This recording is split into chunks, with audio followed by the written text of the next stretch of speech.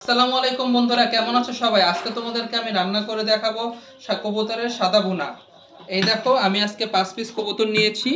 আমি এগুলো আসলে কাটিনি, কারণ হলো বাসার সবাই বলতেছে যে আজকে সবাই আনাম খাবে, এই জন্য আমি দেখো এটা আমি এভাবে রেখেছি। আশা করি সবাই ভিডিওটি দেখবে না টেনে। রান্না শুরু করব। আমি এখন সয়াবিন তেল দিয়ে নিচ্ছি। প্রথমে আমি কিছু পেঁয়াজ কুচি দিয়ে নিচ্ছি, পেঁয়াজ বাটাও দিয়ে দিলাম। একটু হালকা করে একটু নাড়িয়ে নিব, হালকা একটু পানি দিয়ে নিব।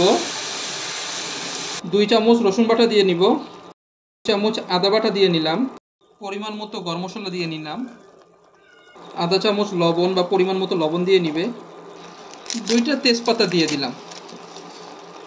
তারপর ভালো মতো করে নাড়িয়ে নিব, কষিয়ে নিব। আমরা এখন মশলাটা ভালো মতো কষিয়ে নিব, যেহেতু আমরা ভুনা করব। আমাদের বাসায় হলো সবাই ভুনা খেতে সবসময় পছন্দ করে বেশি, এই জন্য আমাদের বাসায় সবসময় ভুনা রান্না হয় বেশি। তোরা দেখতে পাচ্ছ আমার কষানো হয়ে গিয়েছে। এখন আমি কবুতরগুলো দিয়ে নিব, সুন্দর করে নাড়িয়ে নিতে হবে যাতে ঝোলগুলো উপরে এসে পড়ে। ঢাকনাটা দিয়ে দিলাম ভালো মতো কষিয়ে নেওয়ার জন্য।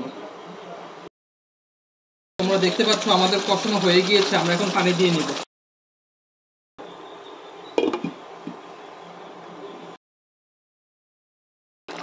আমাদের রান্না হয়ে গিয়েছে, তোমরা দেখতে পাচ্ছ বন্ধুরা।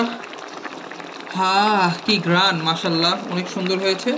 আমরা এখন ঝাল ফ্লেভারের জন্য কিছু কাঁচামরিচ দিয়ে নিব, আনাম, যাতে একটু ঝাল ঝাল লাগে হালকা হালকা। তোমরা দেখতে পাচ্ছ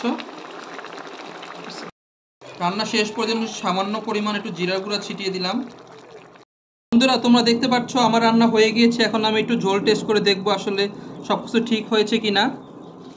বিসমিল্লাহ। অসাধারণ হয়েছে বন্ধুরা।